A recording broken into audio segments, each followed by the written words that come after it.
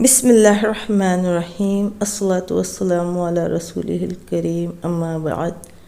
السلام علیکم ورحمۃ اللہ وبرکاتہ۔ معزز سامعات، آج میں ایک مختلف موضوع پر انشاءاللہ بیان کروں گی۔ بغور سماعت کریں کہ ہمارے نبی محمد مصطفیٰ صلی اللہ علیہ وسلم ہیں اور ہم آپ کے امتی ہیں۔ ہمارے نبی و رسول صلی اللہ علیہ وسلم ہمارے لیے رہنما ہیں دین و دنیا کے لیے۔ آپ صلی اللہ علیہ وسلم کی پاک و مبارک زندگی کا ہر پہلو مبارک و پاک ہے۔ ہر امتی یعنی مومن و مسلمان کا ایمان و عقیدہ یہی ہونا چاہیے اور یہی ہے، اور ہر مسلمان و مومن کے لیے آپ کی مبارک زندگی کو جاننا لازم و ضروری ہے، تاکہ ہم ایک نیک اچھے انسان کی زندگی جی سکیں۔ مگر ہم آج کے مسلمان ایسے ہیں کہ کھانا پینا، سونا جاگنا، شادی، بچے، اسی میں مصروف ہیں۔ اس زندگی میں کیا صحیح ہے، کیا غلط ہے؟ اس زندگی میں کیا اللہ و رسول ہم سے راضی ہیں یا ناراضی ہیں؟ یہ ایمان و ڈر کا احساس ہونا تو دور، ہم اس کے بارے میں سوچتے بھی نہیں۔ ایسے جیتے ہیں اور ایسے بے فکر رہتے ہیں کہ ہم ہی ہر بات پر قادر ہیں، نعوذ باللہ۔ اللہ و رسول کو ہماری یاد کی ساتھ کی ضرورت نہیں ہے۔ ہماری دنیا و آخرت کے بہتری کے لیے ہمیں اللہ و رسول کے یاد اور ساتھ کی ضرورت ہے، ورنہ اللہ و رسول صلی اللہ علیہ وسلم کو ہمارے تعظیم و یاد ادب کی ضرورت نہیں۔ جیسا کہ بڑے بڑے انبیاء و اولیاء نے کہا ہے کہ کیا میری حقیقت کہ کروں ان کی میں ثنا، کیا میری حقیقت کہ کروں ان کی میں ثنا، اللہ ہی جانتا ہے محمد کا مرتبہ۔ تو میں آج ہمارے ایمان و عقیدے کو تازہ کرنے اور قائم رکھنے کے لیے انتہائی ایمان افروز واقعہ سنانے جا رہی ہوں۔ خود لازمی سنیں اور ہر مسلمان کو اس واقعے کو سنائیں کہ حضور نبی کریم صلی اللہ تعالی علیہ وسلم نے متعدد نکاح کیوں کیے۔ ایک پروفیسر صاحب لکھتے ہیں کہ کافی عرصے کی بات ہے کہ جب میں لیاقت میڈیکل کالج جامشورو میں سروس کر رہا تھا تو وہاں لڑکوں نے سیرت النبی صلی اللہ تعالی علیہ وسلم کانفرنس میں منعقد کرائی اور تمام اساتذہ کرام کو بلایا گیا۔ چنانچہ میں نے ڈاکٹر عنایت اللہ جو ہڈی جوڑ کے ماہر تھے کہ ہمراہ اس کانفرنس میں شرکت کی۔ اس نشست یعنی اس بیٹھک میں اسلامیات کے ایک لیکچرار نے حضور اقدس صلی اللہ علیہ وسلم کی پرائیویٹ زندگی پر مفصل بیان کیا اور آپ کی ایک ایک شادی کی تفصیل بتائی کہ یہ شادی کیوں کی اور اس سے امت کو کیا فائدہ ہوا۔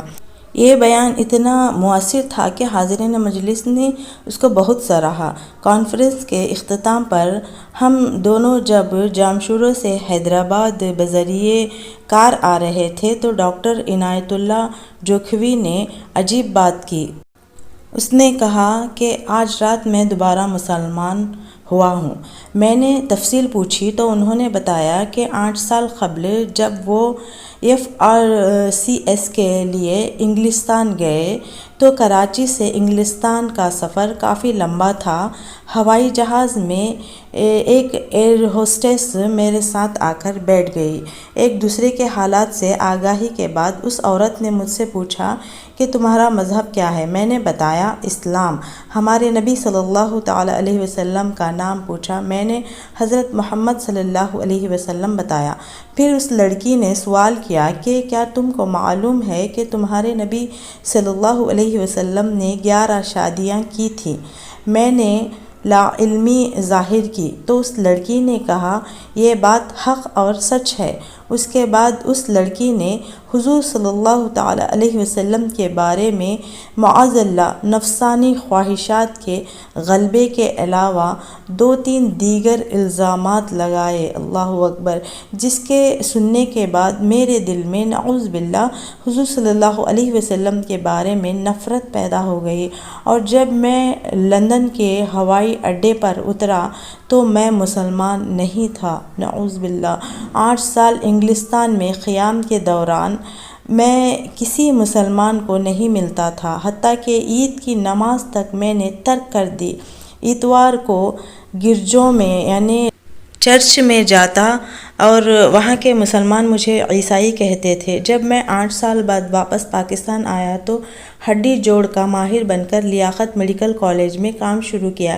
یہاں بھی میری وہی عادت رہی۔ آج رات اس لیکچرار کا بیان سن کر میرا دل صاف ہو گیا اور میں نے پھر سے کلمہ پڑھا ہے۔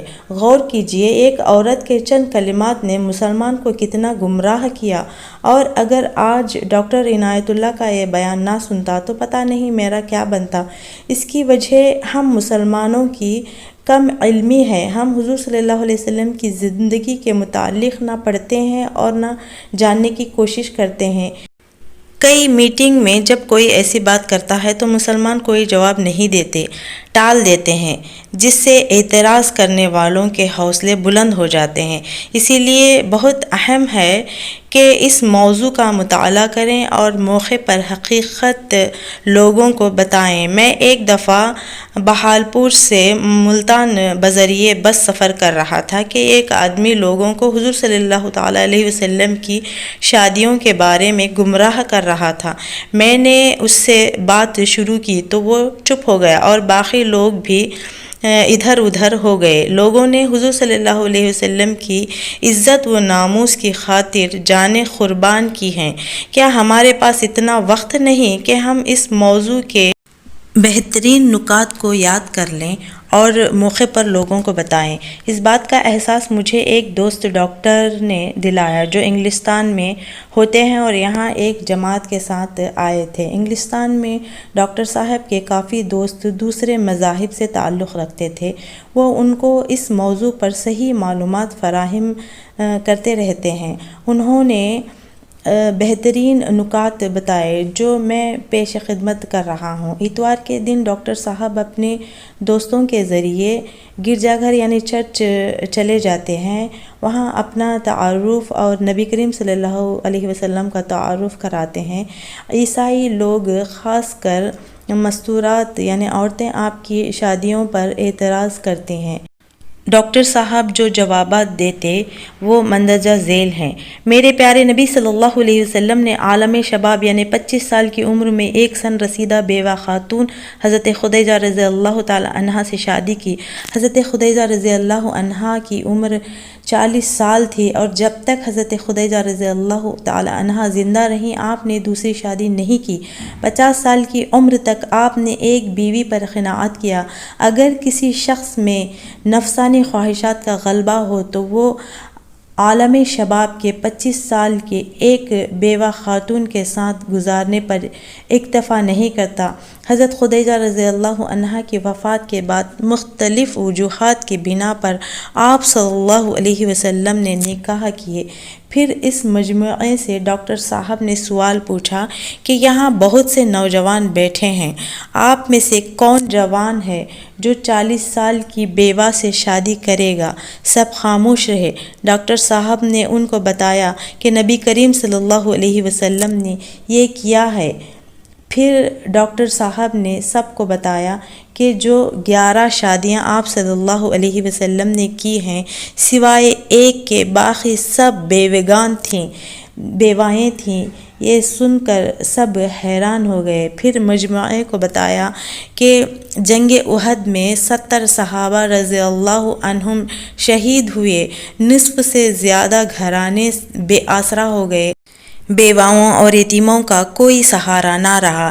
اس مسئلے کو حل کرنے کے لیے نبی کریم صلی اللہ علیہ وسلم نے اپنے صحابہ رضی اللہ عنہم کو بیواؤں سے شادی کرنے کو کہا۔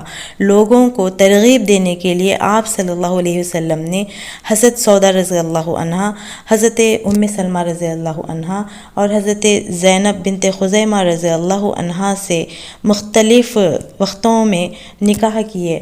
آپ کو دیکھا دیکھی صحابہ کرام رضی اللہ عنہم نے بیواؤں سے شادیاں کی، جس کی وجہ سے بے آسرا خواتین کے گھر آباد ہو گئے۔ عربوں میں کثرت ازواج یعنی بہت شادیوں کا رواج تھا۔ دوسرے، شادی کے ذریعے قبائل کو قریب لانا اور اسلام کے فروغ کا مقصد آپ صلی اللہ علیہ وسلم کے پیش نظر تھا۔ ڈاکٹر صاحب نے بتایا کہ عربوں میں دستور تھا کہ جو شخص ان کا داماد بن جاتا اس کے خلاف جنگ کرنا اپنی عزت کے خلاف سمجھتے۔ ابو سفیان رضی اللہ عنہ اسلام لانے سے پہلے حضور صلی اللہ علیہ وسلم کے شدید ترین مخالف تھے، مگر جب ان کی بیٹی ام حبیبہ رضی اللہ عنہا سے حضور صلی اللہ علیہ وسلم کا نکاح ہوا تو یہ دشمنی کم ہو گئی۔ ہوا یہ کہ ام حبیبہ رضی اللہ عنہا شروع میں مسلمان ہو کر اپنے مسلمان شوہر کے ساتھ حبشہ ہجرت کر گئی، وہاں ان کا خاوند نصرانی ہو گیا۔ حضرت ام حبیبہ رضی اللہ عنہا نے اس سے علیحدگی اختیار کی اور بہت مشکلات سے گھر پہنچی۔ حضور صلی اللہ علیہ وسلم نے ان کے دلجوئی فرمائی اور بادشاہ حبشہ کے ذریعے ان سے نکاح کیا۔ حضرت جویریہ رضی اللہ عنہا کا والد قبیلہ مستلق کا سردار تھا۔ یہ قبیلہ مکہ مکرمہ اور مدینہ منورہ کے درمیان رہتا تھا۔ حضور صلی اللہ علیہ وسلم نے اس قبیلے سے جہاد کیا، ان کا سردار مارا گیا۔ حضرت جویریہ رضی اللہ عنہا قید ہو کر ایک صحابی رضی اللہ عنہ کے حصے میں آئیں۔ صحابہ اکرام رضی اللہ عنہم نے مشورہ کر کے سردار کی بیٹی کا نکاح حضور صلی اللہ علیہ وسلم سے کر دیا اور اس نکاح کی برکت سے اس قبیلے کے 100 گھرانے آزاد ہوئے اور سب مسلمان ہو گئے۔ سبحان اللہ۔